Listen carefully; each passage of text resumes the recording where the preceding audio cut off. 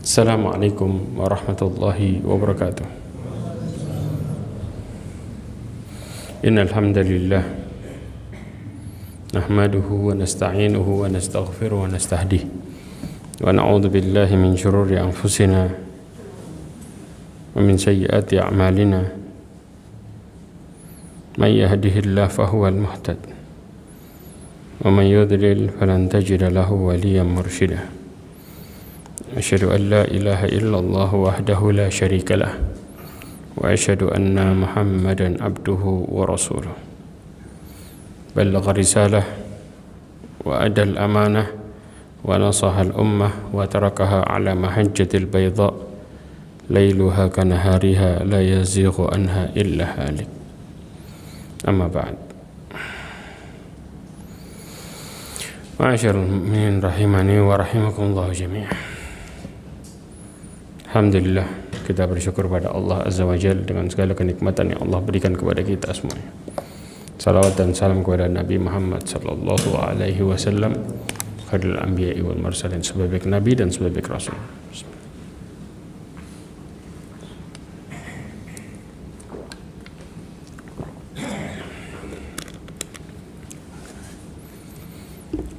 Ma'asyiral mu'minin rahimani wa rahimakumullah.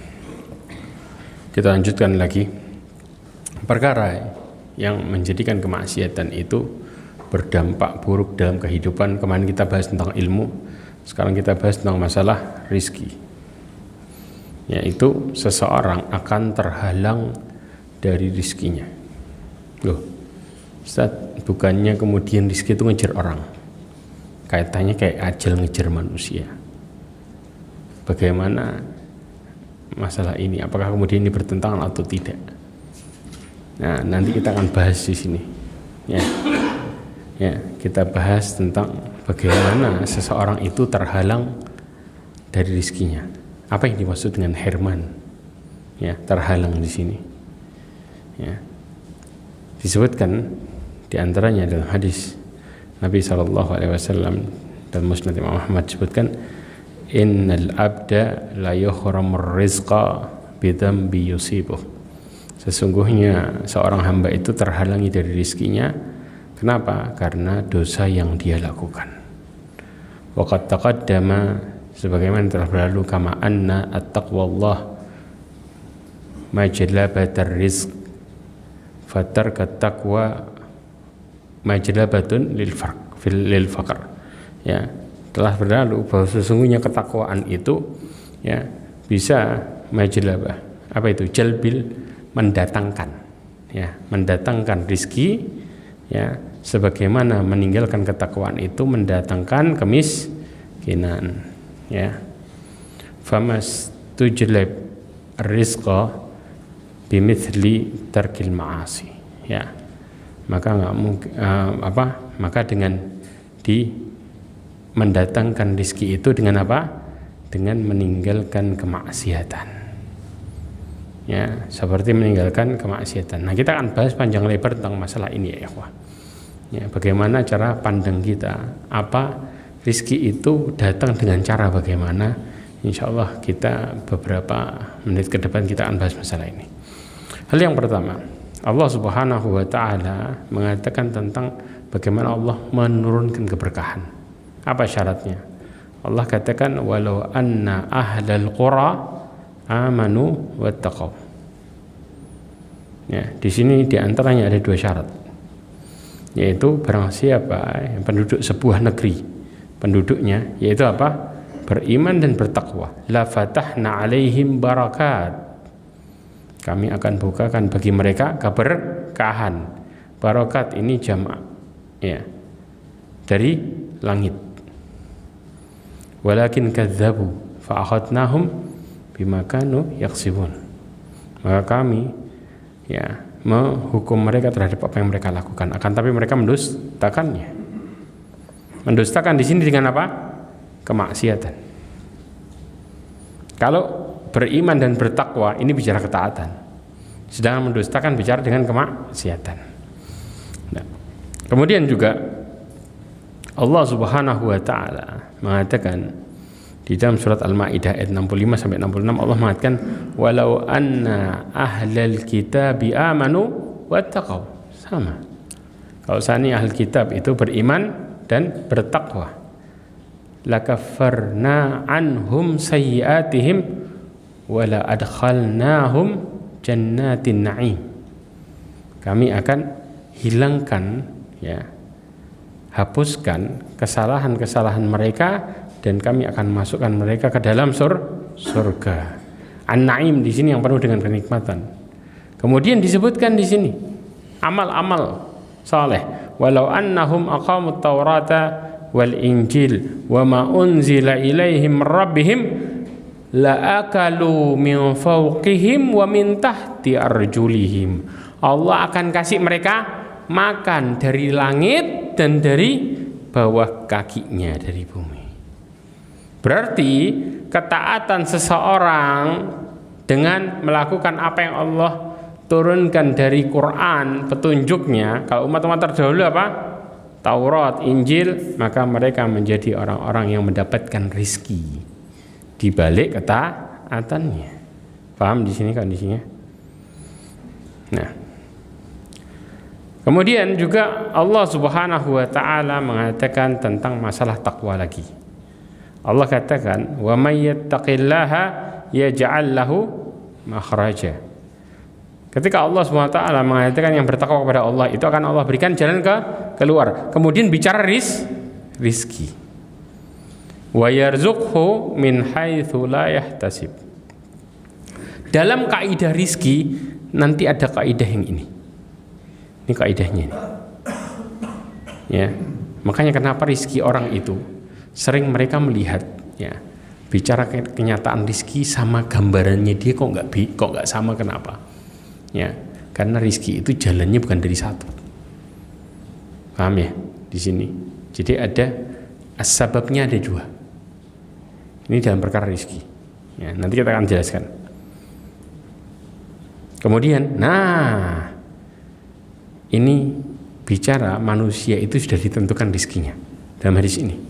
Dari Abdullah bin Mas'ud radhiyallahu anhu, Nabi SAW mengatakan, ya, anna khalqa ahadikum yujma'u fi batni ummihi arba'ina yawman.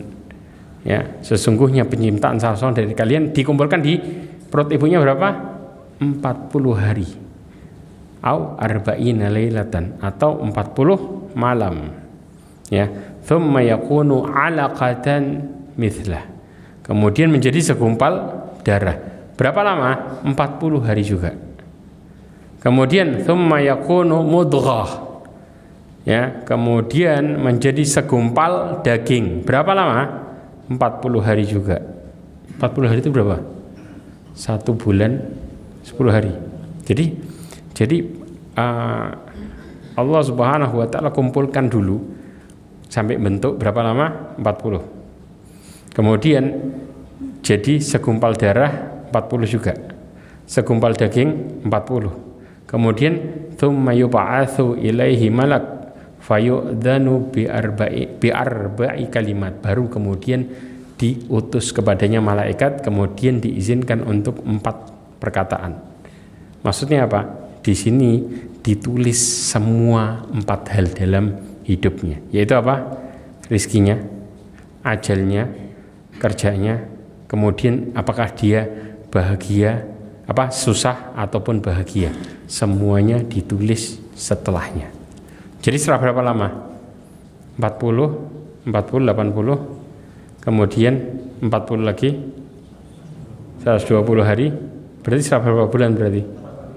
4 bulan. Setelah 4 bulan. Makanya ditiupkan di situ rohnya. Paham ya? Kalau istilahnya dalam kehamilan apa? Semester kedua ya. Istilahnya seperti itu. Nah, ditiupkan roh di sini sekalian juga dituliskan semuanya dari mulai rizkinya. Ustaz, berarti rizki kan sudah tertulis. Makanya nanti kita bahas. Rasulullah menjelaskan dalam hadis yang lain penjelasannya lebih detail lagi. Kemudian ajalnya, amalnya dia, apakah dia bahagia dan tidaknya, semuanya. Kemudian ditiupkan bersamanya ruh. Ini yang terjadi. Fa inna ahadakum la ya'malu bi amali ahli jannah.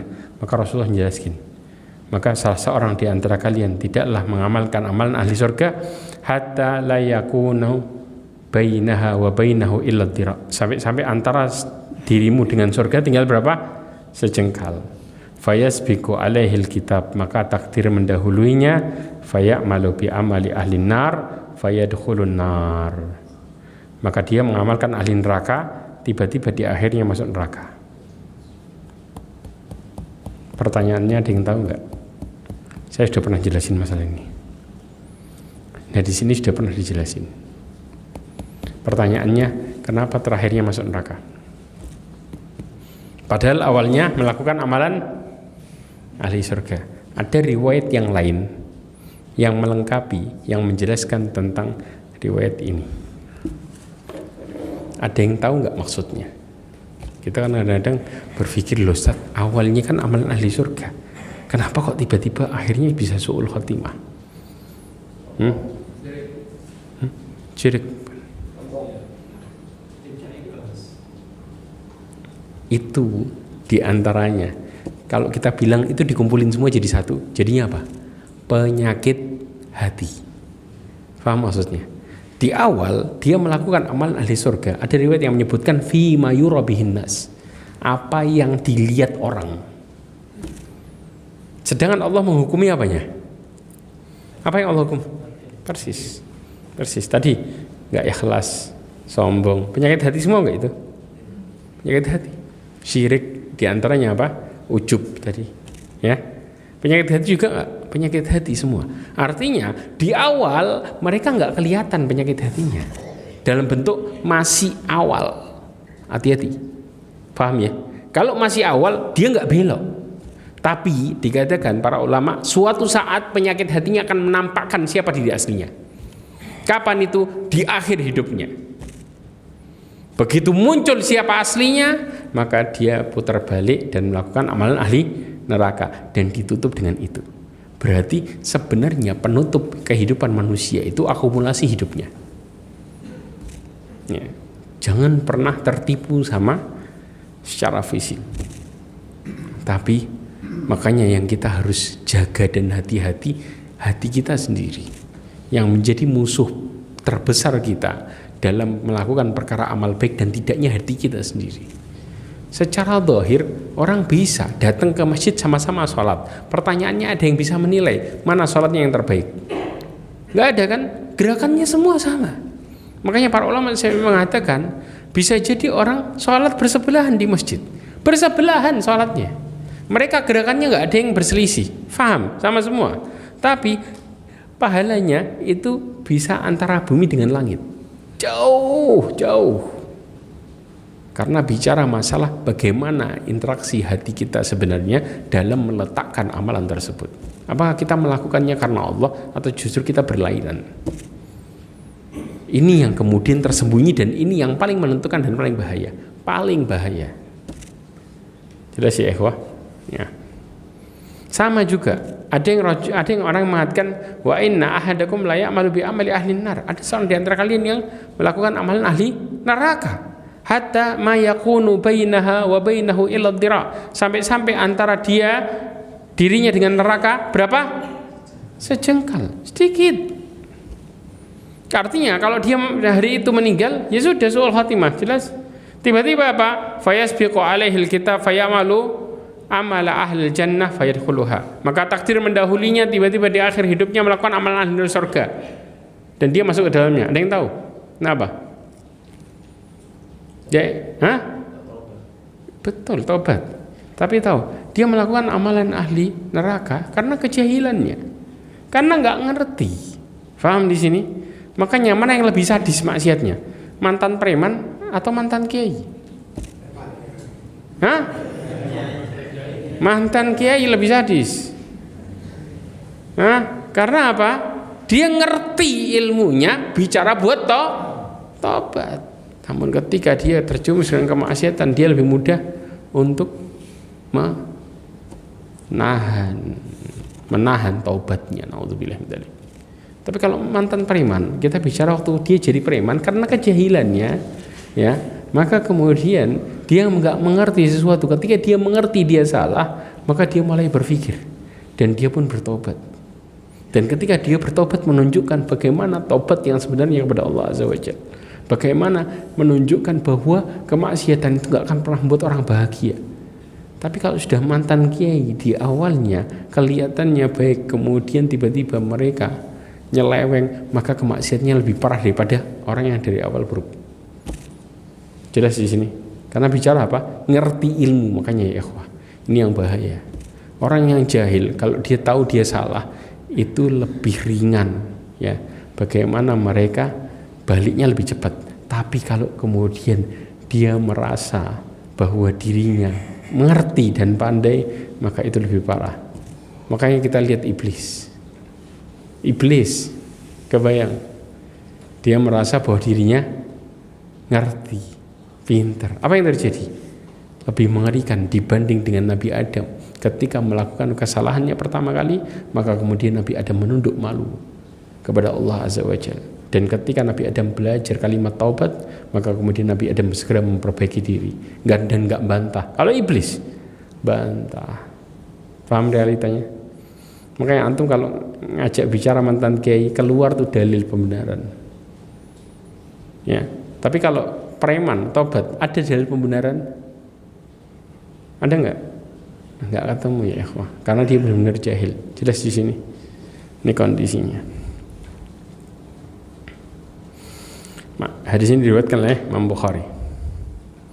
Kemudian, nah ini penjelasan tentang masalah rizki. Ya, Rasulullah SAW mengatakan inna ruha ya al-qudusi nafatha fi ru'i. Sesungguhnya Rohul Kudus di sini siapa? Malaikat Jibril memberikan wahyu ke dalam hatiku. Dan ini wahyu yang berat luar biasa. Sampai Rasulullah SAW itu berkeringat ketika terjadi ini. Kemudian dikatakan, ini kaidahnya, an-nafsa lan tamuta hatta tastakmila rizqaha. Sesungguhnya seseorang itu nggak akan pernah mati sampai apa? Rizkinya lengkap, sempurna. Jelas? Maka kemudian Rasulullah mengatakan ala fattaqullah. Ingat, loh kenapa Rasulullah mengatakan bertakwa kepada Allah? Nah, dalam ini dikatakan wa ajmilu fit talab. Ingat, minta sama Allah dalam perkara rezeki dengan cara yang baik. Kenapa? Kenapa kita harus minta dengan cara yang baik? Kan rezeki ngejer. Tapi ya ikhwah, ngejernya rezeki itu bisa nyandet, bisa kehambat. Gara-gara apa? Wala yahmilanna ahadakum istibta'ar rizki ayatlubuhu bima'siyatin. Ini merupakan kaidah dan dalil yang paling besarnya. Ya, dan jangan pernah salah seorang dari kalian mencari rizki ya dengan maksiat. Gara-gara apa? Karena akhirnya rizkinya jadi terlambat. Istibta'. Jadi rizki itu bisa terlambat, bisa nyandet gara-gara apa? Maksiat. Selesai. Antum harus paham. Antum harusnya dapat rizki waktu itu agak besar. Tapi karena maksiat, akhirnya srit. Istilahnya yang harusnya rizki memang ngejar, kita nggak bakal mati kalau tidak rizkinya lengkap. Tapi pertanyaannya, rizki itu harusnya ya datang dan manfaatnya besar. Ini enggak, manfaatnya jadi kecil. Gara-gara apa? Maksiat tadi. Akhirnya jadi nyandet dan terlambat. Tapi nanti memang ajal manusia enggak bakal kemudian datang kalau rizkinya enggak habis. Tentu harus paham. Ya. Kenapa? Fa innallaha la yanalu ma indahu illa bitta'ah. Pertanyaan, rizki ini punya siapa? Ya Allah. Dan apa yang di sisi Allah nggak bakal kita dapat dan nggak bakal dikasih sama Allah kecuali pakai taat. Jadi kalau nggak taat, ya sudah, jatah antum malah akhirnya jadi tambah nggak karuan. Jelas di sini. Jadi rizkinya tetap datang enggak? tetap, tapi bermasalah. Gara-gara apa? Maksiat. Paham kaidah ini? Oke. Nah, kemudian ini bicara kaidah nih, rizki nih. Yang kedua, dikatakan di dalam riwayat ya Abu Nuaim, hadis ini disahkan oleh Imam Al-Albani, dikatakan lau anna ibna Adam haraba min rizkihi kama yahrubu minal maut la adrakahu rizquhu kama yudrikuhul maut. Kalau seandainya anak Adam itu lari dari rizkinya kayak dia lari dari kejaran kematian, niscaya rizkinya akan mendapatkan dia ngejar dia kayak mati ngejar. Jelas. Tapi istilahnya di sini dia dapat sesuai dengan apa rizkinya, tapi istilahnya dapatnya itu kan tergantung bagaimana sikapnya dia. Kalau sikapnya dia baik sama Allah, maka dia dapat baiknya. Kalau sikapnya buruk, rizkinya akan nyandet dan juga datang dalam kondisi bermasalah. Jelas. Kayak antara gini loh. Saya kasih contoh. Hari ini istilahnya seseorang akan dapat rizki, ya. Rizki itu kan bukan cuma harta kan. Kita contoh taruh harta. Sehat rizki bukan? Waktu rizki bukan? Semua rizki. Saya kasih contoh. Ada sebuah kasus, kalau ternyata seseorang itu ketika datang rizkinya, ya, kalau dia sabar dapat halal enggak? Di waktu yang sama, begitu enggak sabar, haram yang datang. Karena dia punya pilihan antara dia ngejar dengan caranya, sedangkan di hadapannya ada yang sesuatu yang haram, ya, atau dia bersabar dengan cari jalan lain dan Allah kasih dia yang halal. Di waktu yang sama dia dapat rezekinya. Paham? Yang satu dia dapat halal dengan berkahnya, yang satu dapat haram dengan dihilangkan keberkahannya. Akhirnya manfaatnya yang baik dan juga yang satu bermasalah. Jelas? Antum bermasalah itu nominalnya antum dapat sama, tapi dalam artian pemanfaatannya antum dapat berbeda. Paham di sini? Jelas? Oke. Kemudian ya ikhwah, seorang itu rizkinya kan dicatat kan, betul enggak? Ya. Tapi hendaknya setiap orang harus tetap berusaha untuk mempelajari rizkinya. Allah Subhanahu wa taala sampai mengatakan di dalam Al-Qur'an surat Al-Ankabut ayat 60. Kata Allah, "Wa ka'ayyim min dabatin la tahmilu rizqaha Allahu yarzuquha wa iyyakum wa huwas samiul alim." Allah mengatakan berapa banyak makhluk ya yang bergerak, bernyawa, yang tidak dapat mengurus rizkinya sendiri. Allah lah yang memberikan rizki kepadanya dan kepadamu. Jadi Allah yang datengin mereka rizkinya. Nah, nanti kita akan bicara. Nah, kemudian ya ikhwah, rizki itu ada dua pintu, dua sebab. Pegang ini baik-baik. Ada sebab duniawi. Sebab dunia ini pakai apa nih?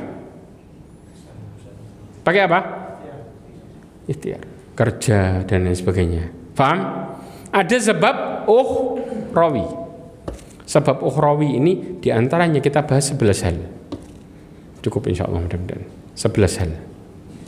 Ini sebab ukhrawi. Ada sebab duniawi, ada sebab ukhrawi. Nah, kalau orang sebab duniawinya dia lakukan, ya, ada orang yang duniawinya nggak ngoyo. Tahu nggak ngoyo? Artinya ketika datang perintah, ya, kemudian mereka ngelakuin apa? Mereka ngelakuin perintah itu. Antum tahu para nabi? Ana mau tanya, para nabi itu kerjaannya mentereng enggak? Kita nanti buktiin apa kerjaannya para nabi. Wallahi satu pun di antara kerjaannya enggak ada yang mentereng. Kalau kita bicara Nabi Sulaiman, maka kasih kerajaan, kasih contoh. Paham ya? Dikasih kerajaan lain, tapi yang lainnya kita bicara kerjaannya tidak ada yang spesial. Kalau antum lihat tuh, tapi kenapa mereka kok bisa dapat rizkinya luar biasa? Lah, ini yang dimaksud. Karena mereka menjalankan sebab duniawi tidak berseberangan dengan sebab ukhrawi. Paham? Artinya mereka nggak ngoyo, kerja tapi nggak ngoyo. Tahu nggak ngoyo? Artinya loh, kan nanti kalau mereka nggak dapat banyak bagaimana? Nah ini status yang sering buat kita akhirnya terhantui dalam kehidupan. Kenapa? Rata-rata di antara mereka kerja itu jamnya nggak banyak, tapi Allah kasih berkah sehingga luar biasa yang mereka rasakan. Jelas. Antum tahu Syekh Albani, Syekh Utsaimin itu rumahnya gede nggak? Gede nggak rumahnya? Masuk gang. Rumahnya nggak besar, sama rumah-rumah di antara daerah sini. Yang mentereng gedean daerah sini kayaknya. Ada yang daerah belakang sana. Ya nggak? Syekh Utsaimin itu nggak besar rumahnya. Antum tahu Syekh Albani, tahu kerjanya apa? Reparasi jam. Kerja 3 hari. Kerja 3 jam sehari. Subhanallah, Allah kasih rizkinya lain. Cukup buat keluarganya semua, bahkan keberkahan yang Allah kasih luar biasa. Paham di sini? Jangan jauh-jauh lah. Kita bicara petani ya, zaman dulu. Petani itu punya warisan nggak dia? Punya warisan nggak? Anda kalau tanya di desa warisannya, ya sawahnya searat-arat, ya sana sawahnya dia. Betul nggak? Kerjanya apa? Tani. Berangkat jam berapa petani? Ada petani berangkat jam 3 pagi. Kata orang mau cari apa petani jam 3 pagi itu? Nggak ada kan? Orang sekarang berangkat jam 3 pagi berangkat nggak? Ada berangkat. Petani habis subuh. Ya ikhwah, petani itu berangkat posisi terang. Iya nggak? Pulang petani jam berapa? Kadang-kadang sore pulang. Ya paling banyak sore lah ya. Waktu panen dia. Bener nggak? Selesai nggak selesai? Kata dia apa? Kata besok. Betul nggak? Tawakal dia. Subhanallah, rizkinya bagaimana? Mari kita lihat. Tapi orang sekarang kerjaan kantoran pakai AC, berangkat jam 3 pagi, pulang 10 malam, ya. Ninggalin apa? Utang. Realita? Betul? Ini kenyataan. Karena mindset sebab ini kita lain. Paham di sini ya? Nah, nanti kita akan bicara dan bagaimana prakteknya orang-orang yang taat sama Allah itu dikasih. Ya. Apa jalan mereka? Dan mindsetnya bagaimana? Nah ini yang kita akan bahas teman-teman. Yang pertama, kita bicara bertakwa kepada Allah Azza wa Jalla. Ya ikhwah, kalau kita bicara bertakwa kepada Allah, dalam tafsir Qurtubi disebutkan anta ja'ala bainaka wa baina adabillahi wiqayah. Engkau menjadikan antara dirimu dengan adab Allah penghalang. Faham? Itu bicara takwa. Kenapa? Kalau takwa sama Ustaz, takwa itu apa pengertiannya itu? Kalau takwa sama ketaatan dibarengin di satu ayat, maka judulnya masing-masing. Kalau bicara ketaatan, maka bicara masalah ketaatan mutlak. Faham? Kalau bicara takwa, ya setelah ketaatan maka bicara masalah menjauhi larangan Allah. Faham di sini? Jadi ketaatan di sini albirru, ya, yaitu perbuatan baik, menjalankan perintah Allah. Sedangkan takwa di sini menjauhi larangan Allah. Kalau disebutin barengan. Apa contohnya? Kayak contoh di dalam surat Al-Mujadilah. Allah Subhanahu wa taala mengatakan wa tanajau bil birri wat taqwa.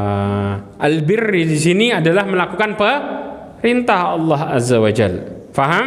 Sedangkan takwa di sini menjauhi larangan Allah ketika disebutkan secara bersamaan. Tapi ketika disebutkan secara tersendiri, maka takwa di situ menjalankan perintah dan menjauhi larangan. Paham di sini? Ya. Makanya pengertian yang pertama adalah takwa. Kenapa takwa? Karena Allah Subhanahu wa taala bicara masalah ketakwaan. Barang siapa yang bertakwa kepada Allah, Allah berikan dia jalan keluar, diberikan rezeki dari jalan yang tidak disangka-sangka. Barang siapa yang bertakwa kepada Allah, maka Allah akan cukupkan dia. Semua berawal dari ketakwaan. Jelas? Paham? Jadi ya ikhwah, ingat baik-baik. Kita boleh bicara sebab dunia, tapi dalam sebab dunia ada aturan. Aturan yang berkaitan sama Allah inilah yang menjadikan manfaat rizki itu besar kalau kita nurut. Begitu tidak, maka rizki itu Allah kecilin. Jelas? Pernah gak ngerasain? Ketika kita kerja siang malam, kelihatannya uang yang kita hasilkan banyak. Tapi rasa capek kita berlipat ganda dan kayak kita tidak merasakan rasa manis yang dilihat dari banyaknya nominal. Pernah kerasa? Artinya kayak istilah gampangnya orang bilang uang jin dimakan setan. Uang jin dimakan setan, dapatnya cepat, raibnya juga cepat. Tanpa dirasakan. Jadi pas dapat tiba-tiba muncul kebutuhan yang sebelumnya nggak kebayang. Ini sakit, itu gini, ini kena masalah, itu gini, satu hari selesai. Jelas di sini, ini namanya dapatnya cepat, ya, raibnya juga cepat. Tapi kalau dia sabar, dia dapat yang sama, tapi manfaatnya berbeda. Makanya kita bicara pertama kali adalah takwa. Ini harus ditanemin, ya. Makanya para ulama menjelaskan bahwa rizki manusia itu terbagi menjadi dua bagian. Orang sering fokus di bagian yang pertama, yaitu apa? Apa yang diprediksi. Betul nggak? Kalau kita istilahnya apa? Ciptakan peluangmu sendiri. Tahu maksudnya peluang di sini? Prediksi. Tapi kita nggak sadar yang kedua. Orang mukmin rizkinya paling banyak di yang mana? Yang satu atau yang kedua, di luar prediksi, alias tidak disangka-sangka. Banyakan mana? Kita bicara orang Islam. Banyakan mana rezekinya? Antara yang diprediksi sama yang tidak diprediksi. Mana? Yang tidak diprediksi. Yang kedua. Orang kafir, banyakan mana? Persis, sudah jelas. Makanya sering kita main tebak-tebakan, loss. Begitu pasrah, jalan.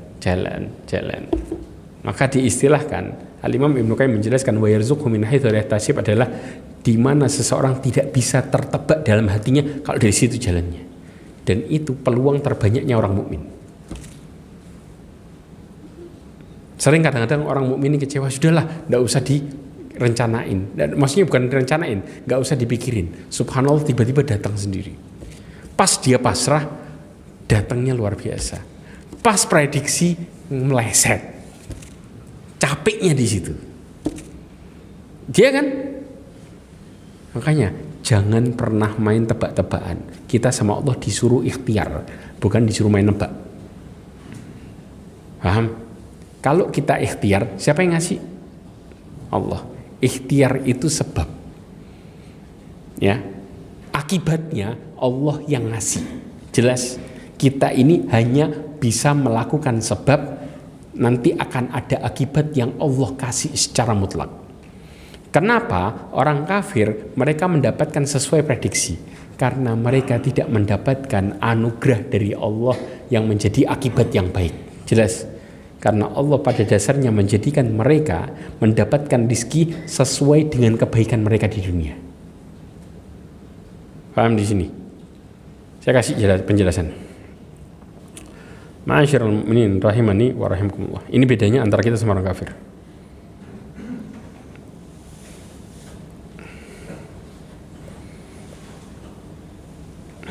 Coba perhatikan.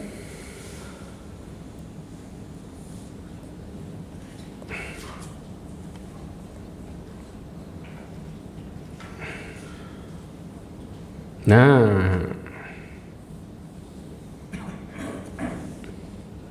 hadis riwayat Bukhari, riwayat Muslim dan Imam Ahmad dari Anas bin Malik. Lihat hadis ini baik-baik. Innallaha la yadlimul mu'mina ya hasanatun yu'ta biha dunya wa yuthabu 'alaiha fil akhirah. Jatahnya orang mukmin itu berapa bagian? 2. Sesungguhnya Allah itu tidak mendolimi kebaikan seorang mukmin. Kenapa? Karena ganjarannya apa? Diberikan di dunia dan juga apa? Dibalas di akhirat. Jelas? Tapi kalau orang kafir, wa ammal kafiru fayut'imu bihasanatihi fid dunya. Adapun orang kafir, kebaikannya yut'im. Tahu yut'im? At'ama yut'im itu apa? Dikasih makan. No. Rasulullah mengibaratkan kayak orang dikasih makan, tergantung kebaikannya di mana, di dunia, full dibales full, dan dengan sistem yang bukan indah. Kenapa bukan indah? Karena mereka sesuai prediksi.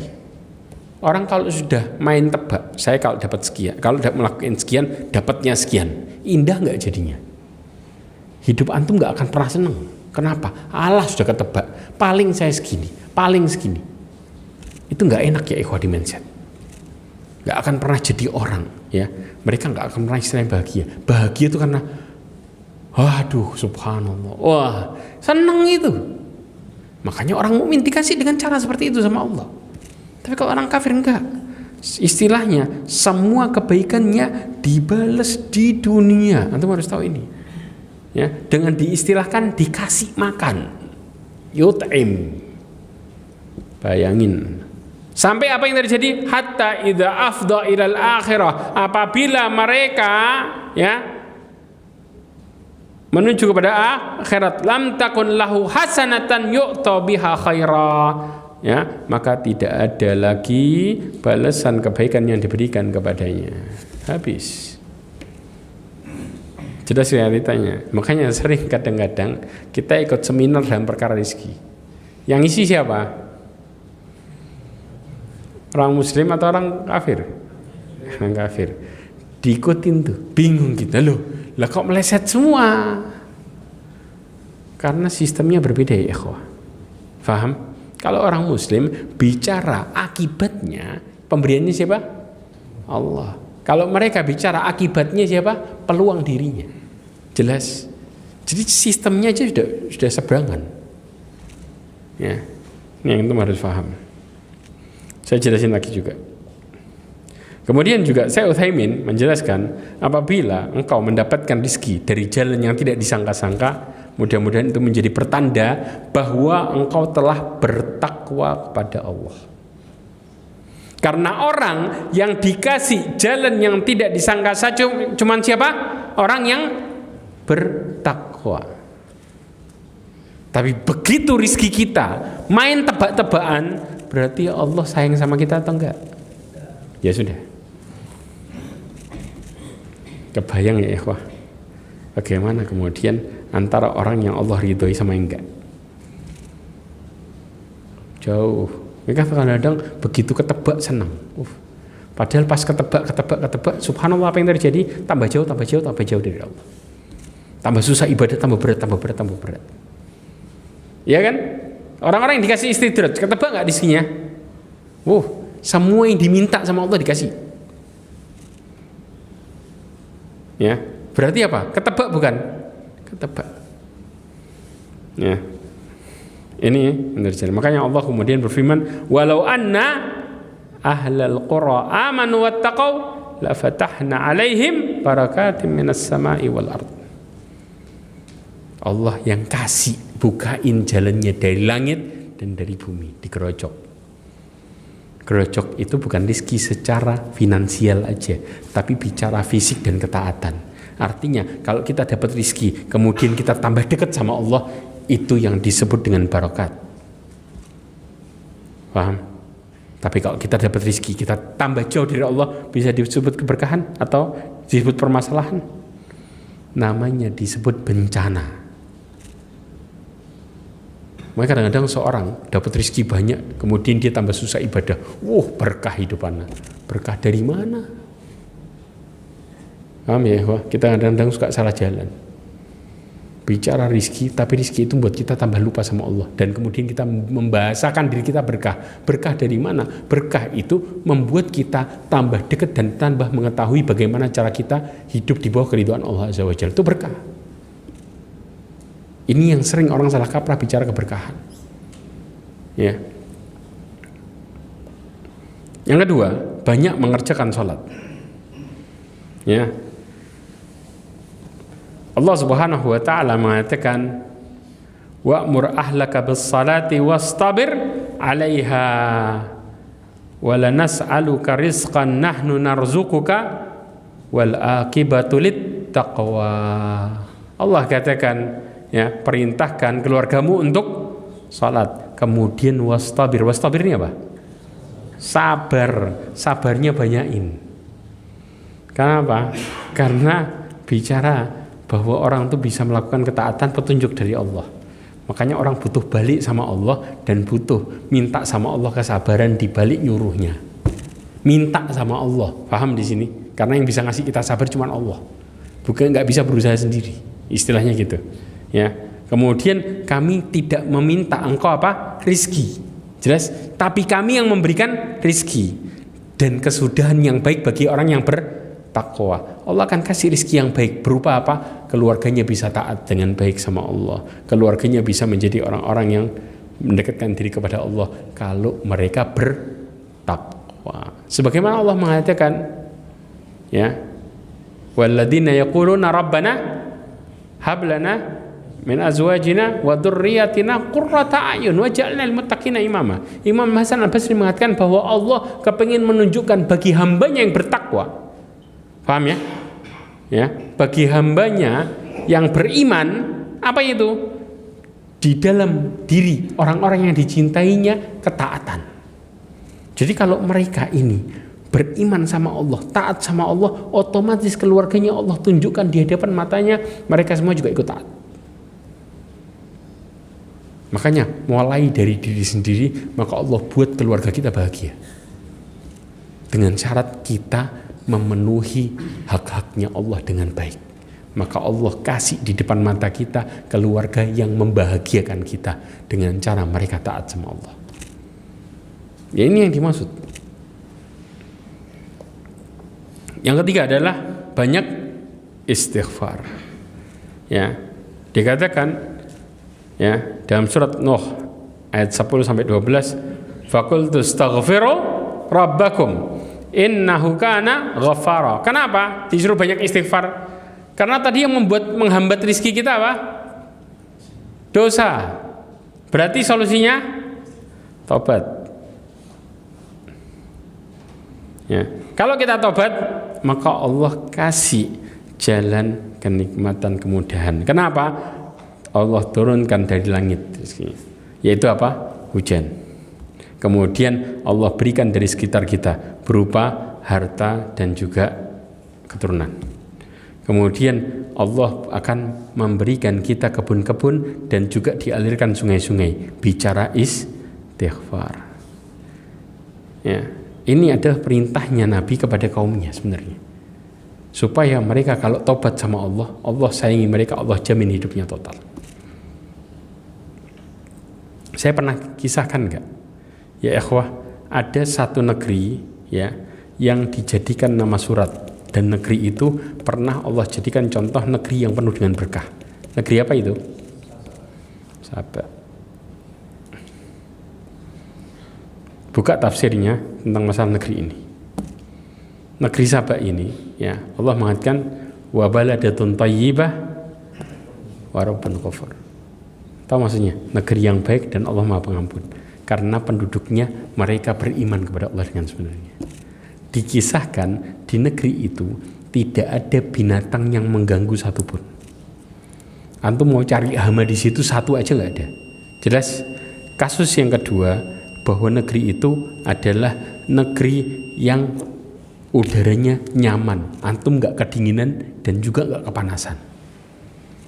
Istilahnya sejuk di kulit ini, subhanallah, nikmat. Yang ketiga, ketika mereka bercocok tanam di situ, mau panen kebun, mereka tinggal taruh keranjangnya di atas kepala, tinggal jalan di kebunnya. Secara otomatis buah yang matang akan jatuh tepat di keranjangnya. Tepat di keranjangnya persis. Begitu jatuh itu keranjangnya penuh, mereka taruh lagi, taruh keranjang yang kosong, ditaruh tanpa metik. Kemudian buah yang matang jatuh tepat di keranjangnya lagi, penuh lagi, ditaruh lagi. Orang kalau bilang apa ini? Surga dunia sebenarnya. Kenapa? Karena penduduknya bertakwa kepada Allah. Negeri Sabah ini negerinya siapa? Betul, Ratu Bilqis. Jelas. Inilah negerinya, negeri Sabah. Allah buktikan, ya, la fatahna alaihim barakatim minas sama'i wal ard. secara benar. Makanya itu yang terjadi di negeri Sabah. Buka tafsirannya, nanti Ibnu Katsir akan menceritakan tentang masalah ini. Paham ya ikhwah? Oke. Tapi kalau kemudian seseorang itu tidak bertakwa, nggak ibadah sama Allah, apa yang terjadi? Maka Allah akan turunkan hujan yang harusnya jadi rahmat jadi adab. Ini yang terjadi. Sebagaimana Rasulullah SAW mengatakan, disebutkan ya, Allah mengatakan wa anzalna minas sama'i ma'an biqadar. Kami turunkan dari langit air dengan ukuran. Ketika Allah Subhanahu wa taala murka sama hambanya, apa yang terjadi? Ukurannya dilebihin. Dilebihin jadi rahmat atau adab? Adab. Ya, gara-gara apa? Maksiat. Orang bilang hujannya rizki enggak? Tapi kalau over, habis kita. Jelas di sini. Bukannya tanaman tambah subur, tambah rusak. Ini realita ini. Paham ya gambarannya? Artinya orang sama-sama dikasih. Paham? Sama-sama dikasih sama Allah rizki. Ini dikasih rizki, ini dikasih rizki. Yang satu, kalau dikasih sesuai dengan takarannya, kira-kira dia mudah ibadah enggak? Mudah kan? Yang satu, contoh, takaran rizkinya, saya kasih contoh, takaran rizkinya harusnya hari ini dia dapat 2 juta. Dikasih 2M. Apa yang terjadi? Bagi orang lain ngomong mabsut, bagi dirinya bahagia atau stres? Ya sudah. Begitu antum dibukain, nggak sesuai dengan takarannya, habis diri kita. Kenapa? Di rumah yang biasanya bisa sholat nggak bisa. Ini mau kemana? Semua ketaannya nyancur semua. Betul apa enggak? Ya sudah. Maka antum kemudian bicara emosian. Kenapa? Karena ya Allah, lihat keluarga dikasih nggak bersyukur, senang, wah marah. Bahagia. Paham di sini? Mindset kita suka salah karena ngelihat besar kecilnya. Padahal takaran Allah yang kasih dengan sebaik-baiknya. Maka bersyukurlah orang yang takwa itu dikasih sesuai dengan takar yang terbaik buat dia. Jelas ya ikhwah? Paham di sini? Insya Allah selanjutnya kita akan masih bahas tentang masalah ini. Ya, bahkan orang yang di dalam catatan amalnya ada istighfar, maka itu adalah yang terbaik. Nanti kita insya Allah akan bahas sisanya dari mulai ke-4 sampai ke-11. Lalu bagaimana kerjaannya para nabi, satu-satu kita akan bahas di sini. Dan ini menunjukkan bahwa rizki itu datang dengan baik bagi orang yang taat, dan akan menjadi masalah besar dan bumerang bagi orang yang maksiat. Mudah-mudahan apa yang kita belajar hari ini menjadikan kita semakin bertakwa kepada Allah Azza wa Jalla, serta mudah-mudahan kita menjadi orang-orang yang dimudahkan dalam perkara ketaatan dan dijauhkan dimudahkan dalam menjauhi kemaksiatan, serta mudah-mudahan kita menjadi orang-orang yang terbaik di sisi Allah, dan mudah-mudahan Allah tutup hidup kita semua dengan husnul khatimah. Subhanakallahumma bihamdika asyhadu an la ilaha illa anta astaghfiruka wa atubu ilaik wa akhiru da'wana alhamdulillah. Assalamualaikum warahmatullahi wabarakatuh.